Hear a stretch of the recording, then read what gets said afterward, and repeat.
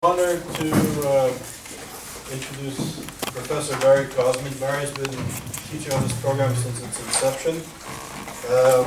Barry is a professor of public policy and law at Trinity College in Hartford, Connecticut, and he's the founding director of the Institute for the Study of Secularism in Society and Culture. He's a senior associate of the Oxford Center for Hebrew and Jewish Studies at the Oxford University. And during his career, he held executive positions at the Institute for Jewish Policy Research, which was a preeminent research center in London. He's been on the board of deputies of the Jewish community and the Council of Jewish Federations in New York, and he's a leading scholar on these issues. It's an honor, Barry, that you're back with us. Okay, I'm very happy to be here. In Oxford, they call this the tough session, the postprandial session. Those of you who know Latin. The anti-Semitism, difficult topic, which I'm going to talk about. I'm going to give you some ideas about teaching it, well, what it is, then teaching it. Then I'm going to show you eventually some statistics from surveys about measuring anti-Semitism, which I hope will illustrate some of the challenges that I think we have. Having been here, as I said before, and having dealt with anti-Semitism in a practical side, in the communities, and also in the scholarship and academic side, I can tell you that this is a very difficult challenge to get your arms around anti-Semitism. First of all, anti-Semitism, do you put in a hyphen or not? Right? It's one of the issues. Is it anti-Semitism or is it anti-Semitism? If you go back into the literature, you'll see that there's a debate about that and what it really means. And as we've heard before, is it about the Jews, or is it really not about the Jews at all? Is it about the people who are anti-Semitic, the anti-Semites? Right? Is it a Jewish problem? No, it's a non-Jewish problem in some ways. Right? You get the odd anti-Semitic Jew, I guess, but it's pretty unusual, right? So the issue is, what is anti-Semitism? People use the term for the most part in all different ways. Everything from genocide to a bad joke. So let me give you just a couple of illustrations. The Norwegians are the salt of the earth. But we can have too much salt. Do you regard that as terribly prejudiced statement? Does it resonate in any way to you? The Jews are the salt of the earth, but we can have too much salt. Doesn't that have more evocative? Because of the Jewish history, right? If our politician said one or the other, right? You would regard that politician differently, that leader. And it's about the fact that this is the oldest prejudice, and the Jews have been around a long time and have accumulated a lot of wounds. So, presumably if someone said that, you might say that's a slightly anti-Semitic statement. It could be regarded as hostile, right? Slightly prejudiced. Right? You got too much of that.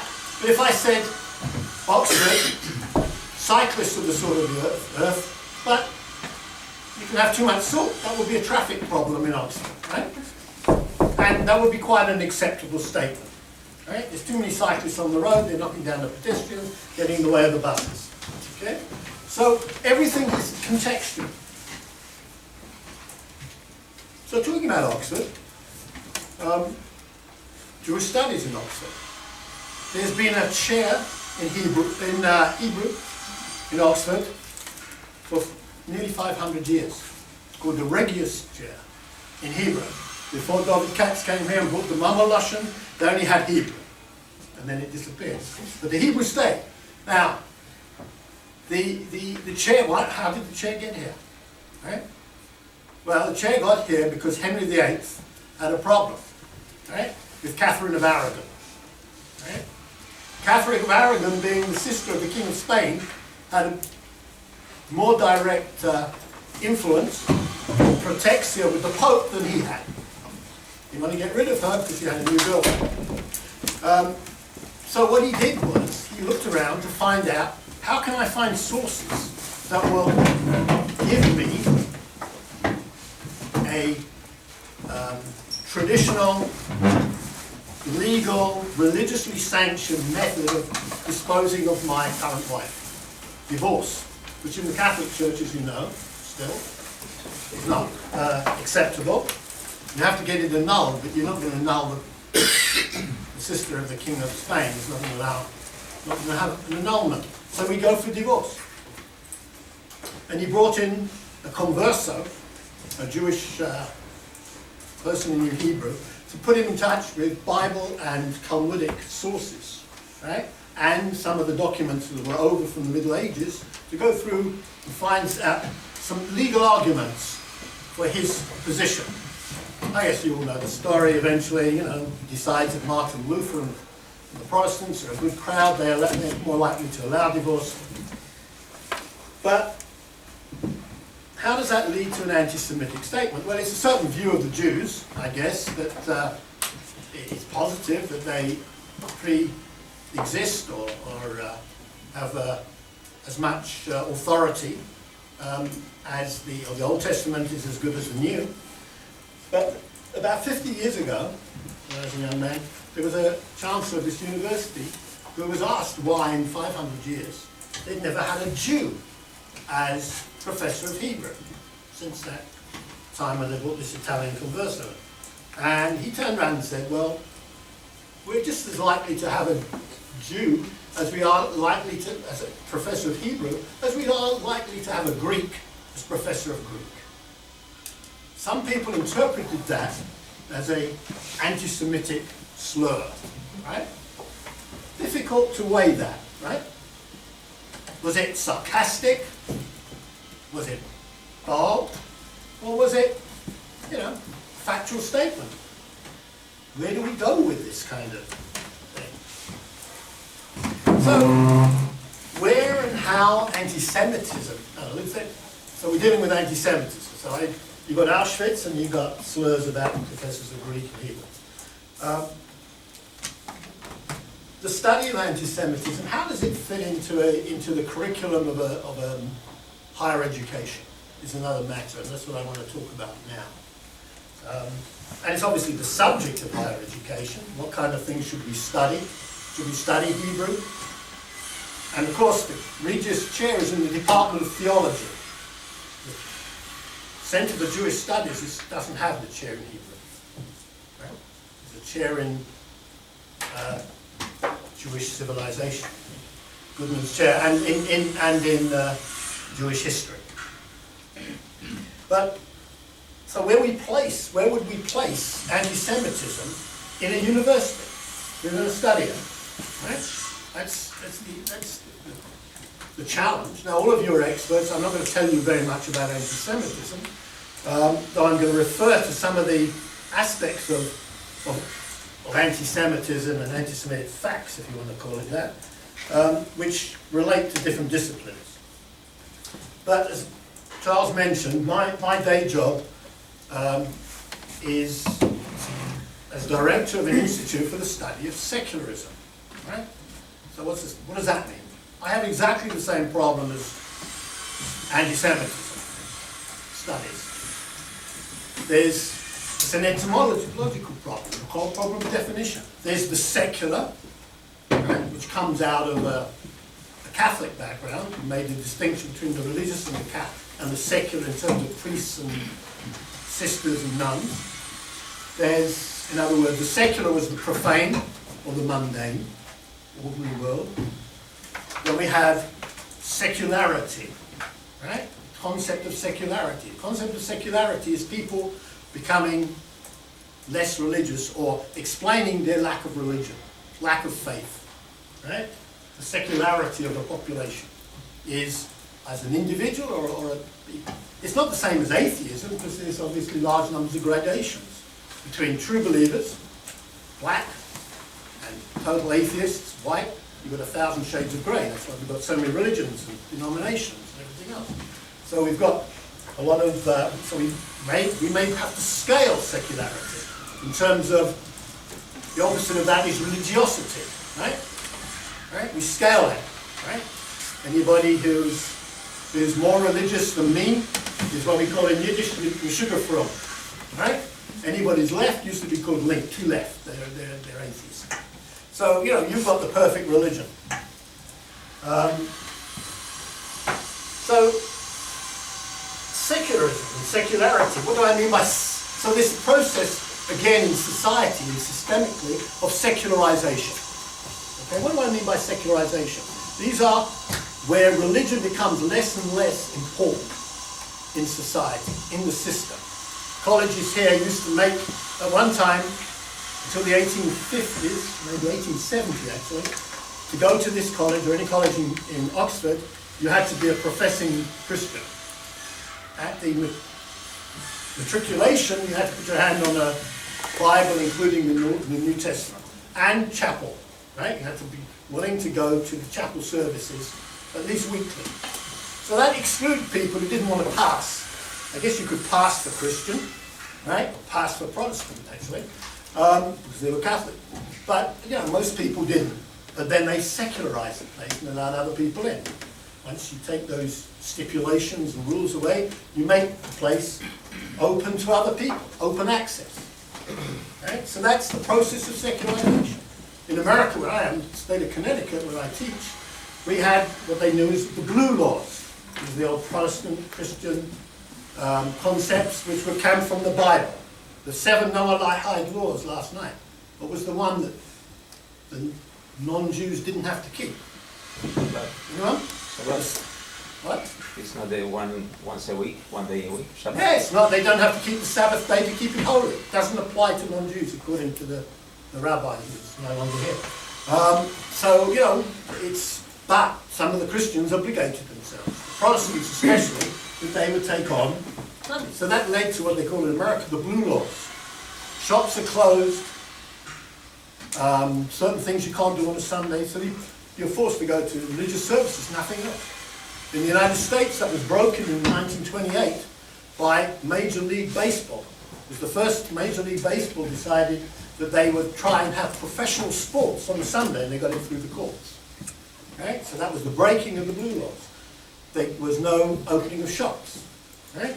In the state of Connecticut, until 3 or 4 years ago, you could buy anything on a Sunday except alcohol. No sales of alcohol.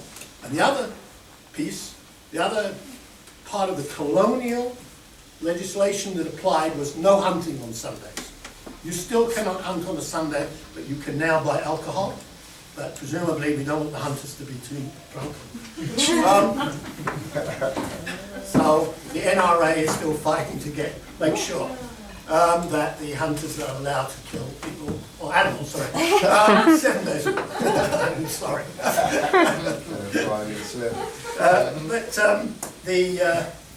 So that's the process of secularization. You get rid of religious laws. So what that creates is what we call the naked public square. Right? There are no religious... And of course, that was the principle of the French Revolution. Careers open to the talents. No religious tests. The American Revolution, no religious tests for public office. Right? So that allowed everybody to participate in society. So that's the process of secularization. Okay, so what I'm really talking about, so when I teach my courses, think about it. I have to talk about this, just like anti-Semitism got many aspects. I got different types of secularists, or people who adopt secularism, right? So I could go back to Epicurus and the Greek and the classical period. I could, in the modern period, talk about Thomas Jefferson in the United States, Voltaire and the Jacobins in France, Kemal Atatürk in Turkey, Roy in India. They're all different varieties of secularism, right? They call it, you know, in any society they call that secularism. But a French law of 1905, which is the basis of laïcité, is totally different to the situation in India or the United States. It doesn't apply at all. So we're dealing with these things. Now, obviously, when I'm talking about secularism, I'm dealing with legislation, politics, some psychology, but it's exactly the same kind of thing. Putting your arms around it. Now, how do I teach this to unsophisticated 18-year-olds, right? It's impossible, to be quite frank about it, right? You can't. They don't have the background. They don't have the historical background. They really don't know enough, economic psychology, whatever it is, to do this. It has to. The only place I've found possible to do this, can teach it within certain disciplines at the postgraduate level, right? So I've done, so if it's in a seminary, it could be done in the Department of Theology or religions. In politics, you can do it at law school, right? Go through all the legislation on church-state relations in the United States. But it has been very, very difficult. So, if we see that, one of the paradoxes, however, of secularism is, and same with anti-Semitism, you get paradoxes, that for secularists, right, in Turkey or in France, if you want to create secularism, you end up supervising religion. It's a paradox, right? That's one of the problems that Erdogan is, that's a fight in Turkey. You have to define religion, right? If you want to get rid of it, you have to define it. So there's a kind of interrelationship.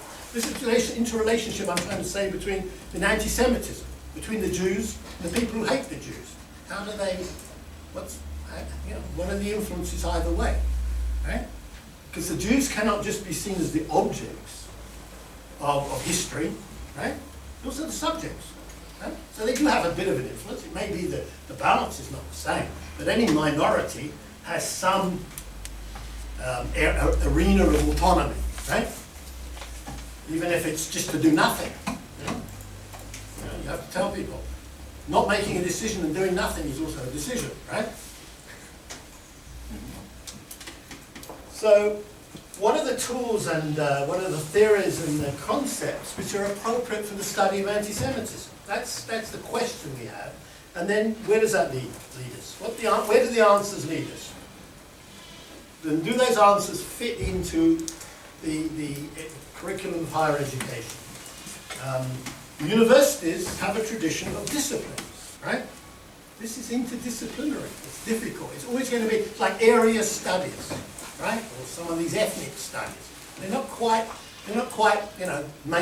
mainstream studies. Okay? They're either seen as vocational or special pleading or something like that. They're not it's not language, it's not physics, right? It's not history, it's not the past. It's something, it's an amalgam of things, and that makes it different from an administrative point of view, right? I mean, I've taught at universities in different places, here in the United States, Canada, and one of the most difficult things is dealing with an administration, right? Administration do not like team teaching. Right? I'm going to do 5 lectures, and he's going to do 4 lectures, and he's going to do the rest of them, finish the course, right? This is a big problem for the accountants, right? And, they often run the university. So, that's the impact, secondary impact on the teaching of anti-Semitism or any other course that you want to put in, right? Then you have the fact that universities are very, very conservative institutions. Right? They're like the French Socialist Party. They have a progressive image, but they are basically, the world is the way it should be and change is lost. Right? The situation is such that you think about universities. Why do the Jews have a problem with universities? Coming back to Henry Day. Right? Because universities were set up and the major discipline, primary discipline for hundreds of years was theology, right? Which excluded the Jews, right? The job of a university, whether it's Harvard, Yale, Oxford, Bologna, Paris, in Egypt, right? Whether it's in the Muslim world as well, was to train clergy. So that your job, excluded anything the Jews did was kind of, even if they could get in, like Padua and Italy in the 18th century, they were doing other things, right? Weren't in the major part of the university. But it reflects the kind of second-class nature of the Jewish situation. And of course, that of course relates to the whole question of anti-Judaism. Right? It's not the same as anti-Semitism, but we have to understand that when we're studying anti-Semitism, the experience, if it's about the Jews, and it's about the experience of the Jews, history is moving forward all the time. So it's additive, right? New ideas, new problems, new forms of discrimination come up all the time. So we've got an ever-expanding universe right here when we look at anti-Semitism on the curriculum or in real life. So what are the theories and concepts that are appropriate for studying anti-Semitism? And can we look at them within our understanding? Can we just do the psychology of anti-Semitism? Can we do the sociology or the history of anti-Semitism? Can we break it up into parts so that it actually would fit into the official cognitive system of the universities, right? Where they like discipline. Right? So you could do a course there. Wouldn't be a whole, you wouldn't get a degree in anti-Semitism, but you do, you know. Or we could do the history of anti-Semitism in Germany or something. You know, we could put out, somehow define it so it's acceptable, which is what you were hearing from some of the people here. How do they get, how you title things makes them acceptable to the official decision makers, the rulers of these institutions. So the problem, of course, is multifaceted because the problem of anti-Semitism is terribly complex. It's complicated. It ranges across disciplines and intellectual traditions. And people are going to explain it differently, right? The analysis and the explanation. Right? People have an ideological mindset when they come to study anti-Semitism. They don't come to it without any, I would say, prejudices, which is wrong, the prejudice of a prejudice, but they don't come to it without any preconceived ideas. Right? Everybody here came to this with some concept of how wide the range is, what is anti-Semitism, how is it, what is it good, bad, or indifferent? Do some people, you know, ask for it? Are other people completely innocent of any involvement in anti-Semitism? And of course, what we're doing here, in many ways, is in the social sciences, is anti-Semitism different to other prejudices? Right? Does it have different causes? Right? Does it manifest itself in different ways to other forms of prejudice? Are the proponents of anti-Semitism, are the anti-Semitic activists, as we call them that, are they different than the people? I mean, is the mindset different? So we talked about, well, he was here this morning, about Roma, right? If you don't like Roma, you treat Jews differently to Roma, right? You see them as a different problem, right? Or you bring the same kinds of prejudice to it, right? And of course, you know, we're in the world in universities of reason, right? But when we go into the world of prejudice, hatred, discrimination, we enter a world where people are highly political. And so therefore, we end up in a world where, as we know from politicians, they have no obligation to be logical or consistent or apply reason to every situation. Right? So we're dealing with a complicated situation. To explain it is difficult, right? If the people themselves are inconsistent, right? He's a good Jew, that's a bad Jew, right? Left-handed Jews are okay, right-handed Jews are no good. You know, that kind of thing, or apply to any particular group of people, right? But they'll make exceptions, right? We're bringing out discriminatory laws, right? But there's a few people that we're going to be given special status to avoid that, right? Okay, is that good or bad? Right? Is that person not genocide, or is they make exceptions, right? So the problem about the anti-Semitism, to my mind, today, is its association with Holocaust studies, right? Holocaust studies is, because it's the ultimate, you know, literally black side, but black hole, right? Everything is measured against that.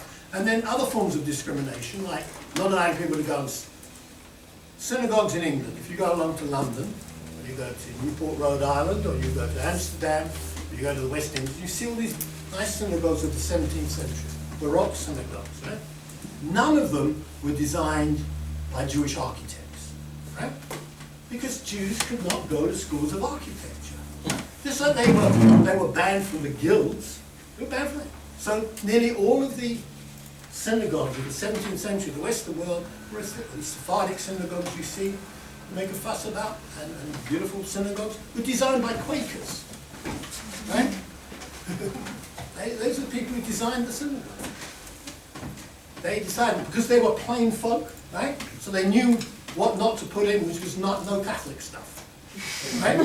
No statues, no, okay? Plain folk, right? That's what it is. No graven images, right?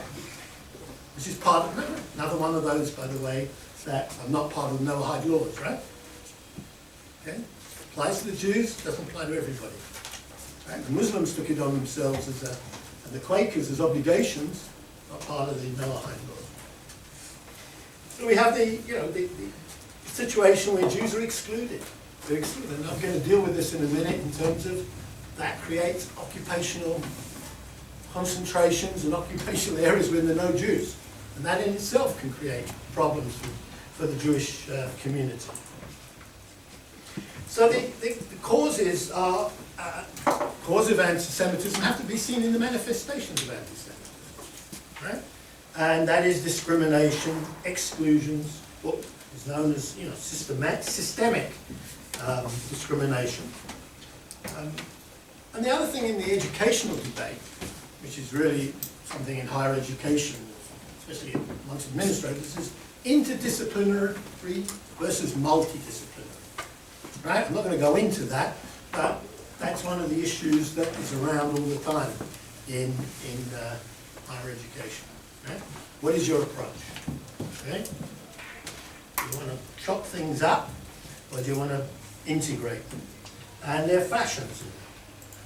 So anti-Semitism is, if you look at the study, potential, it could be studied in theology, it could be studied in history and psychology, in anthropology, sociology, economics, politics, law, criminal justice.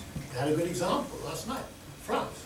That's a criminal justice issue, right? As much as it was a issue. I mean, it's anti-Semitism and criminal justice. I'm going to show some statistics about that, right? How does a criminal justice system operate with minorities? So it will be the same problem for any particular group of people who will be differentiated either by the authorities, right, or by the society.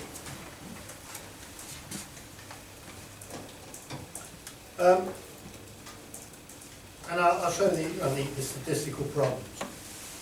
So if we accept that anti-Semitism is complex, it's wide-ranging and it's additive, it's very difficult for us, especially to deal with what Charles wants to talk about, is contemporary anti-Semitism.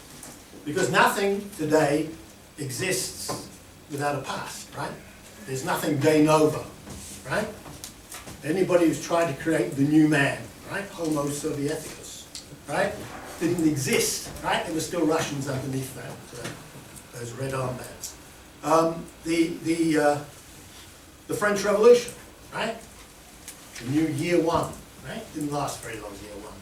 Right? Lasted about 6 years. Right? They went back to the old calendar. It's very, very difficult to create things out of nothing, right? We are in some ways, all societies have the burden of history, even the New World societies, because they put some history. I remember going to my early professors turning around to me and saying, the Americans are very lucky. It's the only place where people who are French and German descent don't hate each other because they're too ignorant to know. This was, but there are certain advantages in being ignorant, right? That would be part of it. You're like a baby, right? You have no experience, and therefore, you have no justification for being prejudiced, discriminatory, or treat people differently. We resemble that remark.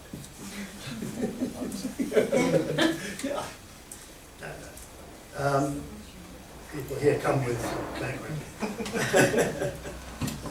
Okay, so let's start off with, with the Christian piece. I think you have to follow up. Charles talked about deicide, the issue of deicide, which, the Gospel of John, Tertullian, it was crucial but it was really a justification for treating people differently, right? And it took several hundred years for the church to really get its act together, the Catholic Church. It's not really until the Lateran Council, right, 1230 or whatever it is,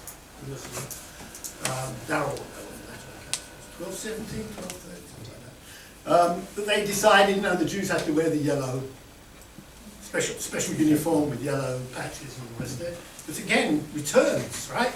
In the modern Germany, 700 years later, somewhere they decided Jews have to wear the yellow star, right? Had the hat.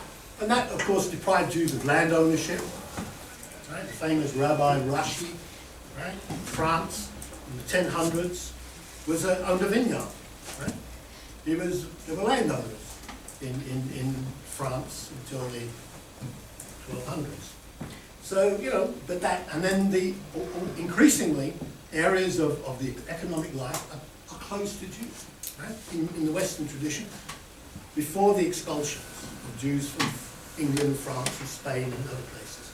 It starts with economic discrimination, and then moves on to expulsions. But, we see that as kind of a systemic movement, and we can't deny that. So that's Christian tradition. But what about people who succeeded the Catholic Church? Well, Muhammad, if you read the Quran, right? Muhammad comes along with a new idea. It's wonderful. It's a utopian idealist, I guess you'd call it. He has a kind of new messianism.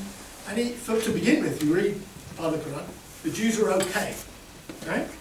You read the beginning of it. But they disappoint Muhammad because they don't join him, right? They're stiff-necked. Just like they annoyed the Christian early fathers. They didn't join, so it becomes more and more anti-Judaism.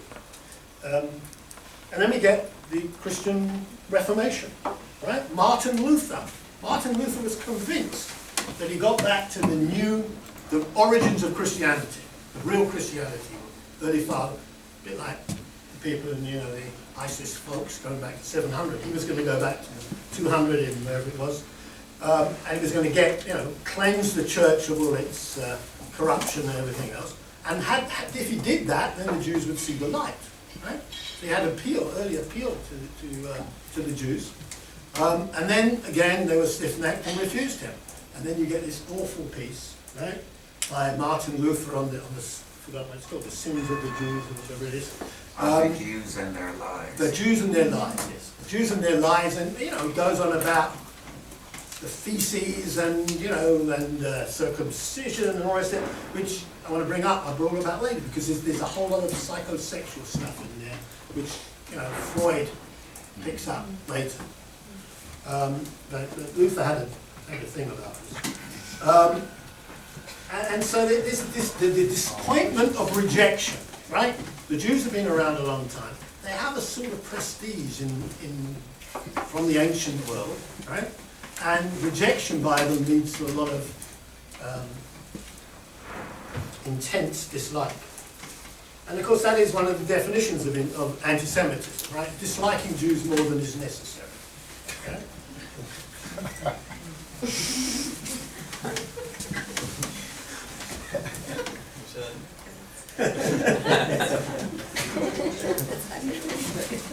So we have the situation of, and then you have the modern utopian ideas, right? Voltaire and the Enlightenment people. Voltaire's annoyed because, again, the Jews they're holding on to their old legalistic traditions. They're not accepting universalism, right? And we're going to knock them into shape. So how do the French deal with it? For the Jew as an individual, as a citizen, everything. For the Jews as a nation, nothing, right? They have to become individual citizens. That's the basis of this. It's in the Clermont-Ferrand. in the French Assembly in 1793 saying that, you know, and that creates the French tradition of not making any distinction amongst citizens, right? And no collective identities in France. So, you know, and if you don't like the French Revolution, you probably don't like the Jews either, right? So that's why you end up with the French, right, the Vichyite tradition, the anti-Dreyfusard tradition is built up because the Jews are identified with the revolution, right? Who's Dreyfus? You want to know about Dreyfus? Is the French, surely this is a sophisticated crowd, he's the French Jewish army officer who was accused fraudulently or unfairly of spying for Germany when it was really a French aristocratic officer who was the real traitor. Anyway, had several trials and it split French society, and it was a battle between left and right and traditionalists and Catholics versus less religious people in France, and dominated French politics from the 1890s right up to 1945.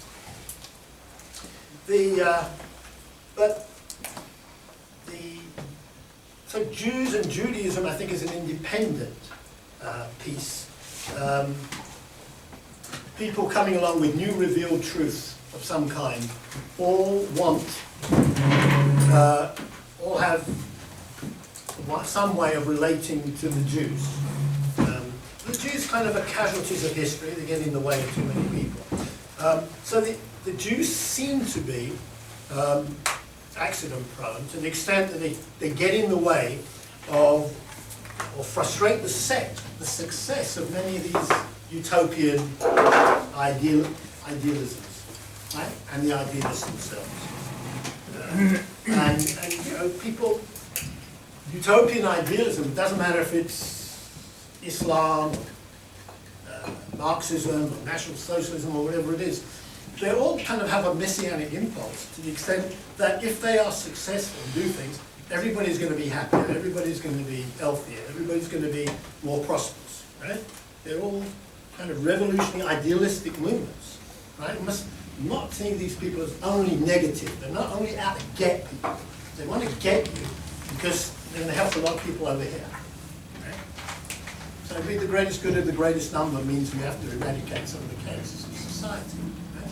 But, you know, as Vladimir Ilyich said, if you want to make an omelette, you've got to break a few eggs. Okay? If you're one of the eggs, it's unfortunate. So, you know, we have this idea, you know, this whole area of utopian idealism, I think, plays in. So is this relevant to the study of anti-Semitism? Because we have to explain it, right? We have to explain, you know, why these people get in the way. And then we have, on the psychological level, the difference between individuals, right? Individual psychology and collective psychology. The difference between, and that's quite important in psychology. The difference between what you might call the individual and what we might call social psychology. Right? So historians have dealt with this. The famous one who dealt with this I learned here, was Roudet, historian of the French Revolution, who spoke about the mob. Right? He regarded the mob as a particular animal in the French Revolution, which was more than the sum of its parts, right? What do people do in crowds? People do things in crowds which they would never do individually on their own, right? That's why you've got to have the uniform. That's why you've got to be, you know, got to get a few people together. We saw it last night. The gang will do differently to the individuals themselves, right? Right? Because the mob or the collectivity hasn't got an individual social conscience, right? Doesn't operate that way. It is more. It's much more emotion. It's much more front brain rather than, right? That's, you know, it's human beings as cavemen. There. So the mob is quite important. So you could study anti-Semitism, particularly by just looking at the psychology of anti-Semitism. And I'm going to go through some examples of this. People have tried it. Okay, and then we have anti-Semitism. Why is it, as Charles said earlier, a problem of the intellectuals? Right? It's not just, and we'll show this, I mean, the most amazing thing about anti-Semitism, it's not rude, uneducated thugs, right? Who are attracted to all forms of discrimination. Other people, well, it doesn't matter if it's anti-Semitism or anything else. Sophisticated people, right, are attracted to hatreds and for their own advantage, opportunism, as much as anybody else. We shouldn't expect. I mean, the idea that education is the be-all and end-all and it leads to enlightenment is an enlightenment idea in itself. Lichtenberg, said, we've got now German scientists, 18th century, said, we've got citadels of enlightenment now, German universities, but one day they might not operate in that kind of way, and they didn't. 150 years later, ideas. Somebody, I think it was a friend here, was talking about ideologies, right? The importance of ideologies. Ideas are important. That is what motivates people. You can do this totally in the realm of ideas, right? The famous economist John Maynard Keynes said that ideologists, intellectuals, were more powerful than generals or economists. He was the famous economist, right? They kill more people, really, second hand, as it was like second-hand smoke.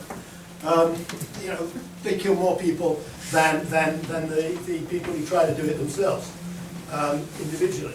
The fact and the power of ideas, right? Now, that is a problem of talking about these things in a university, in the Western tradition, where, at least in the social democratic tradition that Charles is talking about, it's all about the use of reason, right? We're talking about something where people, not only these people are not only unreasonable, but they don't believe in reason, right? And they're not talking about logic or anything else. And so you get, once you end up that, you get what Charles is complaining about, the postmodernists, right? Everything I say is fake, right? I'm a fake news person, because to a postmodernist, everything is practically fake, right? So there's a kind of paradox of poetic justice that they're now being persecuted by people who believe in the same thing they do. Let me just go through, I put in a number of readings, and I'll explain why I put them in. Not really so you should have to read them, but they were just kind of a guide for me in turning around and saying the types of things I think you have to look at if you wanted to set up a course, and then how would we fit them in. So, Karl Marx, the Judenvater, right? The Jewish question. Right, why is he important? Was Karl Marx an anti-Semite? We can argue about it again. He's a father converted to Christianity. He's a Lutheran. Well, actually, I think he's a Calvinist and a Lutheran in the Catholic area, and a Lutheran area. But he's a member of the minority. But neither his father did it to change his religion for convenience. Under the Napoleonic system, the French occupation, Karl Marx's father had a job in the government. He wanted to retain that job. And when the Prussians came in and took over the Rhineland, you had to be a Christian to work for the government, right? To be a civil servant. So he decided that he'd join. And so Karl was, although he was a grandson of rabbis, which you'll hear a lot, he had no Jewish education whatsoever. Never knew anything about Judaism. But he is important for our study because you can't understand all this anti-Zionism and everything else today without knowing something about Karl Marx. Karl Marx's theory of the Jews was that they, as a result of the historical change amongst Jews, were no longer a nation. Right? Now, anybody who's here is an expert on Marxism knows that Marx had a theory of nationalities. He had what he called historic and ahistoric nations. Right? The Hungarians are entitled to their independence.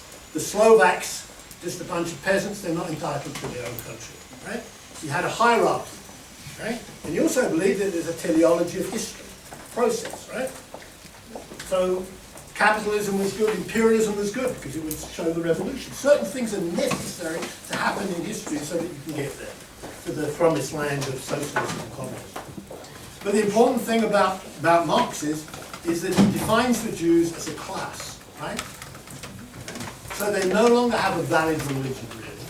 And they certainly are not a nation anymore, right? And therefore, if you change the economic system, they will vanish, right? It's Toynbee's concept in world history as well.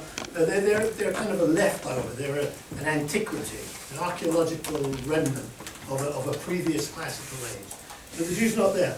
And so Marx says, you know, so if you're not a nation and you're not an ethnic group really, you're just a class, that leads to the argument that you don't deserve a homeland and you don't deserve national self-determination because you're not a nation. And let me just jump down here to anybody's heard about it. That's economic history. Werner Sombach, The Jews and Economic Life, right? Written in just before the First World War. So Sombach is a right-wing, relatively conservative free market man. But he defines the Jews in many ways just like Marx did, right? As a class, right? The only thing he agrees with Marx is about the Jews have the same economic position in society and economy, right? And he does look at the economic position of the Jews, and he sees that they're overrepresented in certain places, right? There are too many Jewish doctors in Vienna, right? That's obvious. So we have to, get them out of the medical school if necessary. Is what the readers see this, right? The Jews are concentrated in certain industries, which historically was necessary because they were banned from certain occupations for hundreds of years. So when things open up, and he still and it brings in the economic question. So understanding anti-Semitism in Europe, really, at least in the fascist period or the Holocaust years, is the Jewish question is an economic question, right? From Marx, for that century, the Jewish question is an economic question, right? The Jews are a problem in society. They create the knock-on, right? They frustrate the occupational improvement of the native population, they are called native populations, the indigenous population, right? We have to, so what do? We come up with measures to stop it, anti-Semitic measures, quotas, right? Well, first of all, the Tsars, the famous laws of 1881, right? They call them November laws, if I remember rightly. And what does that do? It bans Jews from certain areas, but it makes the sale of alcohol and taverns a state enterprise. This is the Tsarists bringing in state enterprises, and as a result of that, the Jews were regarded as they were the tavern owners and the alcohol industry. And they were, there was too much alcoholism in Russia, too many people drinking, and therefore you had to protect the peasants, and also the state needed the money. So the Jews all lost their bars and taverns. But that's a good example of economic discrimination and an economic policy on affecting the Jews.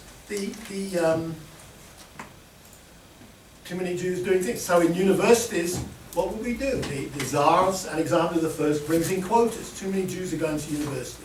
We've got to cut them out, these universities. Here, as I said, they either bring in a law that you have to sign on the Christian Bible, so that keeps Jews out. Once you allow them in, there may be too many of them. So how do we control that? So throughout the period, if you look at Russia from the 1850s, 60s onwards, you look at Harvard in the 1920s in the United States, everyone runs quotas against Jewish students, right? That's every university system, right? Ran it. The only place that didn't was Italy for a time, until 1938, right? The fact is that you had these, in Poland, you had many of you heard about it, the Jewish pews, as they were called. The Jewish students the student unions of Polish students would force all the Jews, not only, they were only allowed 8% of the students, but they all had to sit in one line, right? In Jewish benches in the universities of Europe, Romania, Hungary, Poland. And of course, when I came in, got into the Soviet Jewish movement a little earlier than Charles.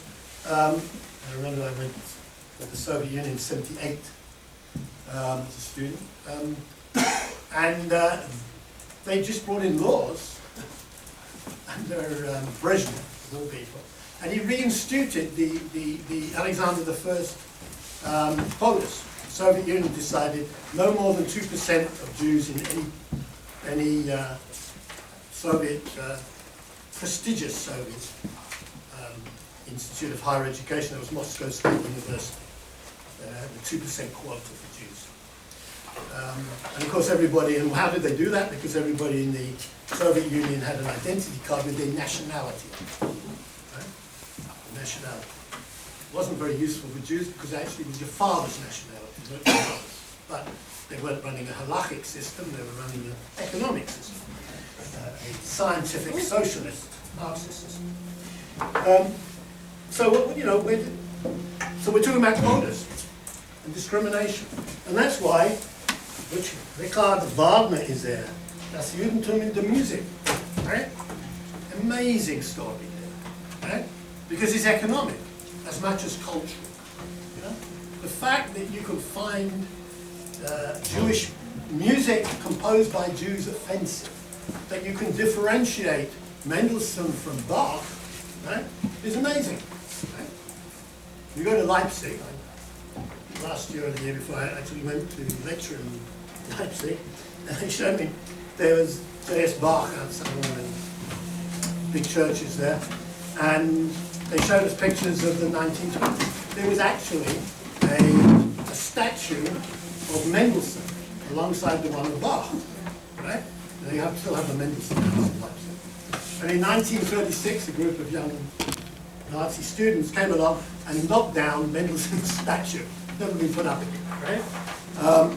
But Mendelssohn, of course, was a convert. Did some very nice musical, mass and things like that. Wrote some good church music, but it was it was by that stage it wasn't. It was blood, right? Blood, ancestry, biology that made a Jew, not religion. That's another thing. So we're in the realm of biology, and so we could have a little bit of get it into the whole question of genetics and biology. Where anti-Semitism. So you've got to understand some of those kinds of things. And of course, Wagner wrote his pamphlet. He was another idealist in the 1848 revolution, Wagner. Lost out, became a loser because he wasn't able to get rid of the King of Saxony. And he became, obviously, great, first of all, conductor and then composer. But he had suddenly decided after his revolutionary period that what was wrong with Germany was the Jews. Right? The Jews were a problem, and they were infiltrating Germany, and they had a bad effect on German culture. So when he wrote this in the 1850s, he wrote it anonymously because it was so unfashionable to say this. Nobody would take it seriously. And it was published it. And then again, it was republished again under his own name in the late 1870s. Much more accepted after Wilhelm Marr had raised the issue of the whole question of scientific, if you want to call it that, anti-Semitism. So Wagner's crazy pamphlet. So what did Wagner suggest? He said, we want a Germany, right? The only way to preserve the authenticity of German music, right, is to ban people of Jewish descent, right? Jewish composers, right? And if we really want to go, what we should do is we should expel all the Jewish musicians from Germany's orchestras, state orchestras. Yeah? Now, in 1933, that sounds pretty crazy. You're banned from the radio and everything. Music by Jewish or anybody of Jewish descent's music. But in 1933, the Nazi government brought this in, right? It banned Jewish composers, and all the great musicians and conductors were sacked from German orchestras. And then when they got to Vienna in 1938, they did the same with the Vienna Philharmonic, right? I mean, we could study the psychology of this, right? This is kind of an obsession, right? So if you're in that kind of obsession, the thing then is, does it inevitably lead to an industrial extermination, right? Does that lead you then to Holocaust? Is it inevitable? Is that a certain kind of mindset, right? That gets so obsessed with, I mean, Goebbels did the same. So Goebbels was into writing, right? Goebbels was not a fool. Goebbels had a PhD in linguistics from the University of Heidelberg at the age of 23, right? Not an idiot, okay? Very clever. But of course he was, you know, what was his big thing? Burn the books. All those books of Jewish authors had to be burnt in Lane Square. Right? You still see it in Berlin. They show you, there's a nice little plaque there where it all happened, right? Burning of the books. So, you know, is it about economics? Does Wagner and his acolytes, his brother-in-law, and his sons, and of course, the Wagner family are very much involved with Hitler, right? They provide the money for helping publication of Mein Kampf. There's a link there. And Hitler saw the ring circle, I think, 17 times. Went to 17 cycles of the ring, right? And of course, Bayreuth Festival was where all the fascists from all over Europe met. So there's a kind of cultural anti-Semitism. Very important. They saw themselves, you know, these are not, you know, your average kind of, I was going to say motorbike gang with goth music or something. You know, this is different. They saw themselves like different. I know much more dangerous than them. But they saw themselves as culture. Okay, so which brings us into another aspect of things. I did want to mention Houston Stewart Chamberlain, England and Deutschland. Houston Chamberlain was an Englishman who kind of defected to Germany, right? Before the First World War, decided that Germany was the country of the future, that England has been taken over by the Jews, right? And the catalyst for his feeling that England was finished was that Benjamin Disraeli had become Prime Minister of England, Britain, right? Now, England wasn't, you know, Benjamin Disraeli made Queen Victoria Empress of India, so Britain wasn't really going down at the time. But he was quite convinced that, you know, at the height of British power, Britain was finished because of this Jewish intrusion into British society. He was actually, Chamberlain was a Renaissance man. He wrote on biology, botany, philosophy. He was a great intellectual. 39 books or something to his name in English and German. And he was, interestingly enough, quite, this book, Germany in England, was a kind of apologia for Germany in the First World War. Germany didn't really start the war, and it was all a plot by England and the Jews in World War I. But the interesting point about him is that he was the first real top intellectual to join the Nazi Party. Made it kind of fashionable or acceptable. And when he died in the 30s, Hitler and Goering and Goebbels and all were at his funeral. All attended his funeral. Interesting. One of the few, and was regarded as a great German intellectual. Right? Which brings me to, I guess, the other German intellectuals.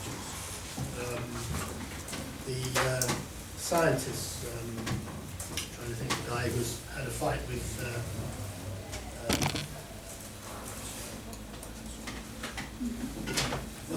several, I mean, the German universities, many of the German universities and the top people regarded the Jewish intrusion into German science as a problem, right? Einstein, right, was attacked. Certain areas were regarded as Jewish physics. The Germans shouldn't study because the Jews controlled the field. Luckily, some of that was to do with nuclear physics. Now, I now want to turn to the question, I guess, the political question, before I go into the psychology of this. George Orwell is interesting because he talks about what we might call polite anti-Semitism. But what was interesting about this piece by George Orwell was written in just at the end of the war, but was composed during the war. George Orwell, I guess you all know about the 1984 and Animal Farm, all this stuff. He admits that he is himself anti-Semitic. He says, I've got prejudice against it. I've actually wrote things which are not very nice about Jewish characters and the rest of it. But he says that it's an interesting description of Britain in 1945, right, during the war years. And what is his analysis is that because of the influence of Germany, and even though the British are fighting the Nazis, Nazi ideology had begun to impinge on British society, right? You know, there must be something in it, okay? National Socialism. You know, what they're saying about the Jews, they must have a, you know, we've got this angry about these people and this, that, due cause, right? So it's an interesting point about sort of what we might call low-key anti-Semitism, and how it's kind of what we call low-key prejudice gets there. And he talks about the influence of German radio broadcasts to Britain, propaganda broadcasts, which most people laughed at, but they were getting the message night after night from a lot of people listened to it. Was a guy called Lord Haw, right, who was an Irish citizen, who was the German, you know, the Americans had Tokyo Rose, who was the woman who worked for the Japanese and broadcast the American military in the Pacific. This guy broadcast to England. At the end of the war, it was regarded as quite, what he did was quite dangerous. Probably against the legal precedent, because he wasn't a British citizen, he was an Irish citizen. Churchill had him shot, right? He was executed, right? People have criticised that, and he regarded it as propaganda was particularly important. And of course the Nazis put a tremendous emphasis on propaganda. They had the Joseph Goebbels, who was the Minister of Propaganda, right? Think of the triumph of the will. I mean, right the way through from movies about the Olympic Games through was total propaganda to give a certain worldview, a Weltanschauung of National Socialism, a certain type of world that they wanted to create, and the people who were stopping it. Let me, when we're going to stop the first session? 3:30. All right. So let me just quickly go over the kind of psychological, the psychological side. Let me just mention here Daniel Goldhagen's work. Some historians don't like it, but I think it's quite interesting if you take it not just as history, but again as looking at psychology. What Goldhagen does is he looks at the motivations and backgrounds of the SS people, the Einsatzgruppen, right? Now, of course, it's very important to know if you do Holocaust studies, that in some ways the Einsatzgruppen was not as efficient, as effective as the Nazis would have liked it. That's why the Wannsee Conference, they went over industrial killing, right? But it's very interesting to see they killing Jews by shooting them in trenches and the rest. It was actually having a demoralizing effect on the soldiers who were doing it, right? Individually killing people is, you know, people got fed up with it after a time, or bored, or I don't know what you do. There was only a certain number of real homicidal maniacs that wanted to do this every day, right? Murder women and children and push them into trenches. But it is interesting to see also the background, in individual psychology, right? Not only the people who did it, how they saw it, but also the fact that it's done in a disciplined way, right? The whole question of people taking orders. Can you refuse it? The point was the ISGAP group of SS, and they were all volunteers actually. It wasn't the Wehrmacht, the average conscripted soldier that did this. Right? They were SS people who'd already been socialized or propagandized into a certain view that they were doing good work. So let's come back to the whole question of psychology, which I tried to talk about. The sociology and the socio-economics of anti-Semitism in the first part of the 20th century has, of course, been looked at by large numbers of historians. And the main kind of thesis was the kind of Hannah Arendt thesis, that it was the, or some of the German sociologists at the time, who saw the dislocation of society, the movement from a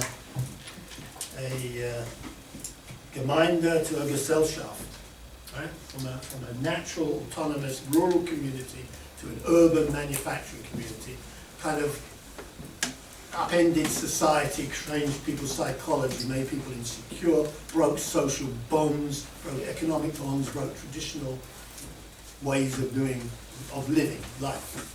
And that created a kind of a new world where people, sort of the old inhibitions were destroyed, right? What did you call that there? Was it category thought? It's, well, the movement, what do you mean, from Gemeinschaft to Gesellschaft? Well, Gesellschaft, it means from a community-oriented society to an economic, materialistic society. That's really what we're talking about, right? Charles is talking about global capitalism, but you know, these guys got there 150 years before you. But you have that. There was that feeling. That was the explanation of the rise. As I said, that's why Marx and Sombart and all these guys are important, because the argument was the Jews were a target, right? So from a historical point of view, why the Jews are at the top of the list and not the Roma, the gypsies, right? Well, the argument there is the Jews, you can steal more from the Jews, right? They've got apartments in Vienna and they've got jewelry and paintings, and the Rome have got violins and a few caravans as well. They're not going to be high up on the list. It's not the good stuff, right? And you think about it, even if you look at some of the explanations of the Holocaust, it's a form of looting, right? Large numbers of loot was taken from Jews and given to German citizens in new territories, as they called them, whatever it was. And then, Goering stealing their paintings, and people in Vienna and wanting, or in Paris wanting Jews apartments. I mean, there was an economic motivation in the Holocaust as much as anything, or in the anti-Semitic thing. It didn't have to only kill people. It could have been done by just, forms of discrimination, expulsion, right? It was exactly the same thing. Could have been achieved without genocide, but it was still economically motivated. And for a time in the 30s, there was no doubt they would have been happier. The Jews had gone and just left all their goodies behind. Now, the people who, I guess, I've got Adorno in there, because the people who brought this together in kind of sociology and psychology were the Frankfurt School, right? I guess many of you know about the Frankfurt School. They were mostly Jews. They left Frankfurt. The German intellectuals left Germany in the 30s, mostly ended up in California. Adorno is one of the most people were reading. And they had this view of the authoritarian personality. Now the important thing here is, of course, it's not about Jews, it's about the authoritarian personality, right? It's like Goldhagen. He's not interested in the Jews, he's interested in the anti-Semites, right? Looking at the perpetrators and not the victims, right? So that's a whole way you can look at anti-Semitism, right? emphasis is not on the Jews, but should be on the victims, but on the perpetrators. And the Frankfurt School really brought together Marxist sociology, economics, and Freudian psychology, right? Using especially Moses and monotheism, right, of Freud. And Freud, you know, the Jews, shorthand version, which everybody who knows anything about it is going to criticize him. But the fact is, the Jews are the elder brother or the father or image and all this, and there's resentment and hatred, right? Which really brings me to the person that probably, I think, put his finger on it very, very early, and that was Nietzsche, right? Nietzsche, what have you got in here? Yes, the genealogy of morals. Nietzsche's idea is that the strongest human impulse is what he called ressentiment, right? Resentment. That we as individuals resent other people's success, right? Unless they're members of our family. I guess we all, if our children do well or somebody, a brother or something, you do well. But other people's success, but it's part of a kind of, you say pessimistic game, a kind of pessimistic view of society.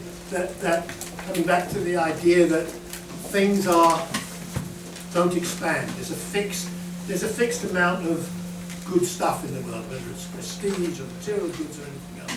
Things don't expand. There's no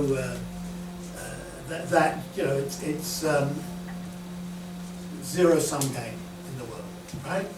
So if I get to be the lecturer here, you don't, right? Zero-sum game. It's called hating. What? It's called hating. Yes, yeah. So you know, it's called resentment. It's not complete hatred, right? There's a different dimension. Well, no, it's a different kind of, it's a different... Yeah. But there's a resentment, right? Meaning of it. There's a resentment of authority and all the rest of it. It's, you know, the famous thing in Stone psychology and positional goods, right? There's only a number of positions, right? Right? If I have the house at the top of the hill with a good view, you don't. You're at the bottom of the hill and I'm looking at you, right? Right? And you've got to look up to me. Yeah, that's, you know, that's so... This is the concept of the zero-sum game. And Nietzsche, I think, got it quite early. He says highly motivated. That you can do it not only against individuals, but what happens in a society when it spreads collectively. So in other words, when we differentiate society and say, all the left-handed people have got all the good stuff, and we haven't, right? All the professors and the lecturers, right, have all got blonde hair, right? So it's, you know, it's good to be blonde, you know? So, you know, what happens is that this is how it explains this prejudice in society, and explains, obviously, why there are wars, why there's conflict, okay? Because you've got this there. Now, these guys built on it, obviously, but Nietzsche provided, I think, a very powerful philosophy at an early time, which explains much of this kind of thing. So, you know, he's a philosopher, but you know, for this purposes, his psychological offering was probably the most useful to this study. And therefore, we're back to this idea of how do we put it all together? How do we?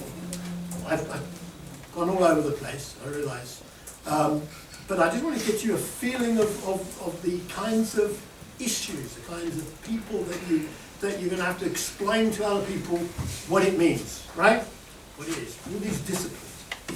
It's very, very, it's a complex thing. But if we are going to do it justice, I guess we've got to spend a lot of time and effort in trying to do that and explain it, right? So what I'm going to do after the break, I'm going to let you criticize me now, throw things at me, tell me that I don't know anything. I'm going to show you some data and try and work on that and show you where some of these themes come out. And also, even the data requires different disciplines to understand the nature of the analysis. Okay, so I'll take questions, right? I'll try to put it off as long as possible. Anybody with questions, comments? Why is Will Hagen being critiqued by historians? We didn't hear it. You want to take that? He wants to know why Goldhagen was critiqued. Well, first of all, historians are always revisionist. You know, the revisionism is very popular in history, I guess. And so it was regarded as an exaggeration. It was regarded as a libel on Germans. He went over the top. He said, sort of, it was a larger sector of German society that were homicidal, right, than people would accept. And it was just sort of regarded as Germanophobia, right? May I add something to that? Yes, sure. It also, in a sense, removes any guilt of post-war Germany. Yes. Because he regards it as the most traditional, in a sense, very conservative German notion of, what do you say, special path? Sonderweg, yeah. So he says that, well, this just happens, it's the culmination of this Judeo-phobic thing, and in 1945 it's over, and post-war Germany has no responsibility. But the other thing historians really don't like is that he stole it. He stole his research from Christopher Brown. Christopher Brown. Yeah. He sort of read it, And he completely overlooks non-German perpetrators. of course. Yes. Well, that's what I mean about libeling the Germans. They had no helpers. Right.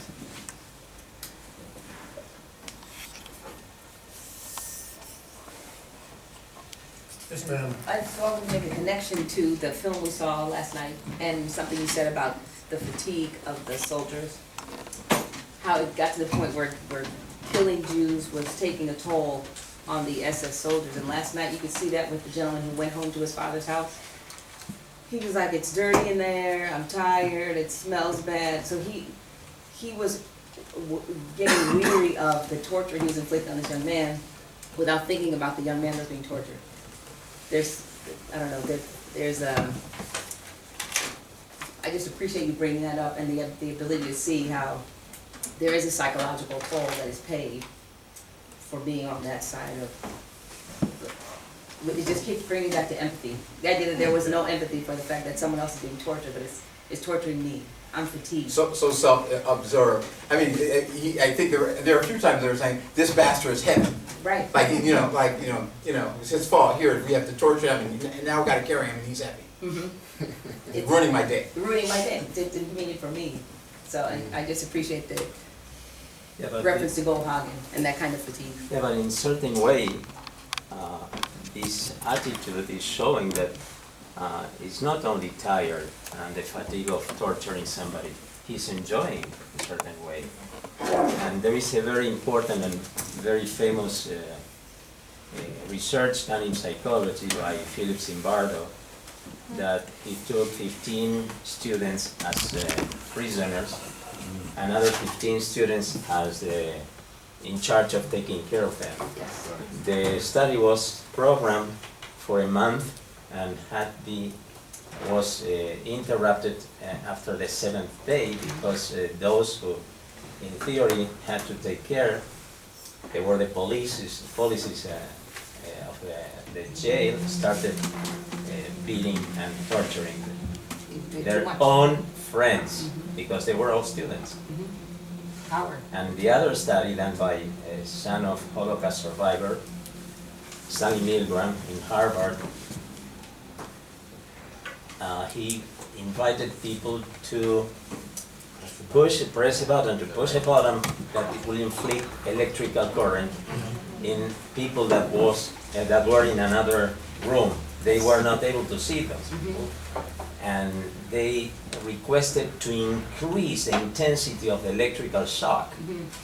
And surprisingly, those who pressed the button were normal people like us. They were randomly selected, and only 2% of people said no. Right. And the other 98% continue pressing and increasing. And they were normal people, parents, children. Well, There's another interesting component to that exam as well, because it also had to do with people's ability to continue to march on with orders. Because there was an authoritative component, from what I recall, which was that you're going to run all of our data if you bail out of the experimentation. And so then it raises that ethical, and you have that ethical dilemma, right? Because some people say, to hell with your data, I'm not going to torture this Sure. person. And someone else said, well, I must do it because I can't run data.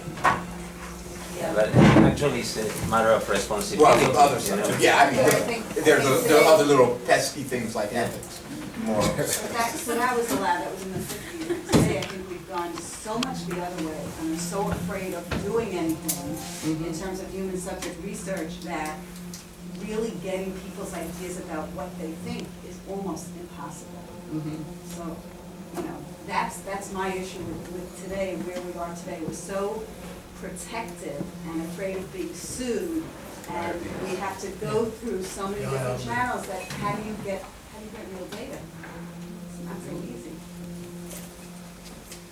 Well, I mean, I think looked at that in terms of Roudet, what people will do in a group as against what they were doing.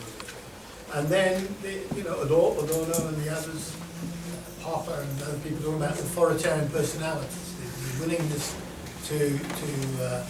certain psychological typologies of people who are more willing who want discipline, who like hierarchy. And undoubtedly, you're saying today, I mean, the higher education, especially the IRBs and litigation, is a reaction to those stats. So that you've got a situation where people are anti-authoritarian, right? Every hierarchical organization suffers from that, right? Today, right? I mean, even the Pope can't, you know, do a lot. Say a lot. I mean, everything is questioned, and we're certainly living in an anti-authoritarian society, and that, and part of the reaction of that is going back and say that to religious fundamentalism. If you look at religious fundamentalists, I mean, whatever you say about the ISIS people, they follow orders, right? And they don't question what they're told by the caliph. So I think, you know, and you've got other groups like that. You've got today we see it not in the political field so much, we see it much more in religious field. You know, the cults, right? You've got these charismatic religious leaders. I'm trying to think of the guy in Guyana. Jim Jones, classic, right? And Jim Jones is very interesting because you've got a very diverse group of people under his control. It's very difficult to do. They didn't all have the same backgrounds and education or rest of it. He was able to brainwash a very multicultural society, which is fascinating. Now that may be, which we haven't really talked about it, which is the influence of charismatic personalities in this. Are there really, I mean, because, you know, the Adorno thing is followers, and the Arendt thing is, you know, and Frankfurt School and all the rest is that it's individual psychology. But what is the role of and responsibility of leadership in this? I mean, because you have had political parties who, you still got them today, who have a kind of, shall we say, an idée fixe, right? They have one idea, they're going to get somebody or do something, right? And you had these anti-Semitic political parties, right? In France and in Austria, obviously in Germany, who you know, didn't have many other policies other than